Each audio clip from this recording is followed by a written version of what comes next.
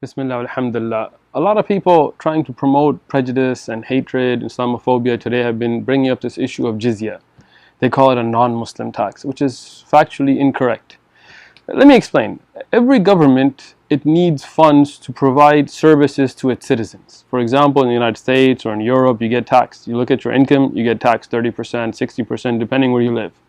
You get taxed on sales. You go buy something from the store, 7%, 8%, 9%, you get taxed right away. And those taxes are taken to run the government. Now, in the Islamic form of governance, there are no taxes. That's not the way it works. So how will a government ruling by Islamic law provide those services as security, military, policing, welfare to its citizens? For the Muslims living there, they have to pay into that system through what's called zakat. Zakat is a pillar from the 5 pillars of Islam. Every Muslim has a religious obligation to pay that towards the poor, the needy, the welfare that's going to be used by the state to help the needy, the less fortunate amongst the citizens. Muslims and non-Muslims benefit from zakat. From the categories that can receive zakat are those that are not Muslim. So now this is going to go on as a method to run the government, but also a ritual that is a worship, that is a part of the religious ceremonies of Islam. Now what about non-Muslims living in that government run by Islamic law that are going to be enjoying those benefits? Should they be obligated to pay zakat? Well, Islam tells you that you have the right to practice your own religion. And that means an Islamic obligation such as zakat is not going to be forced upon non-Muslims living under the Islamic government. What about defending the Muslim land? This is the responsibility of every Muslim. They have to defend the Muslim land. For example, in Israel, you have the IDF.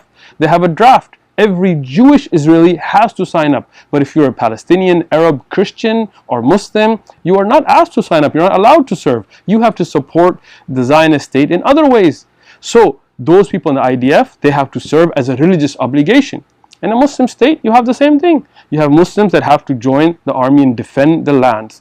But a non-Muslim is not going to be forced to do that because this is a religious obligation. And Islam does not force its religious values on others. So if you're going to be allowed to live by your own religion and still use the services being provided by the government, you have to pay into it.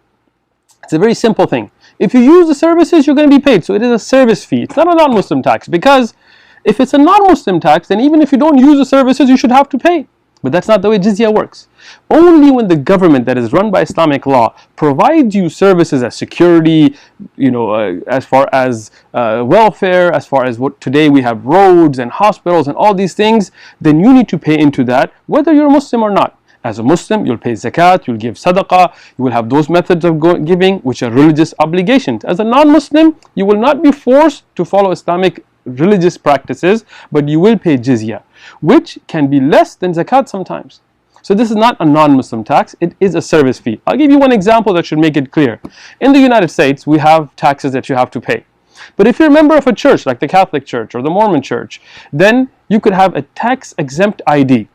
That the government says that these churches are fulfilling an obligation by helping the poor, by providing services that give them a tax-exempt ID. So you as a Catholic, when you give money as a religious worship to your Catholic church, you get to not pay taxes on them. You write them off on your taxes.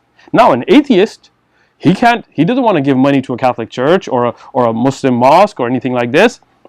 So the government tells him, sorry, you got to pay taxes because these are services that the government is providing you. So because of that, you have to pay taxes. You don't say, oh, this is an atheist tax. No, you say that's a write-off because those churches, according to the US government, are fulfilling a welfare service of the government. So when you donate to your church, fulfilling as a Mormon 10% of your gross income, fulfilling that religious obligation, you don't have to pay taxes on them. Same way in Islam, when you are fulfilling your obligation by giving zakat and sadaqah and serving in the army and obeying the ruler and doing what needs to be done to provide security and services, then you will not pay above paying zakat already. But as a non-Muslim, you do not have to do those, but then you have to pay a service fee for the service that you are utilizing.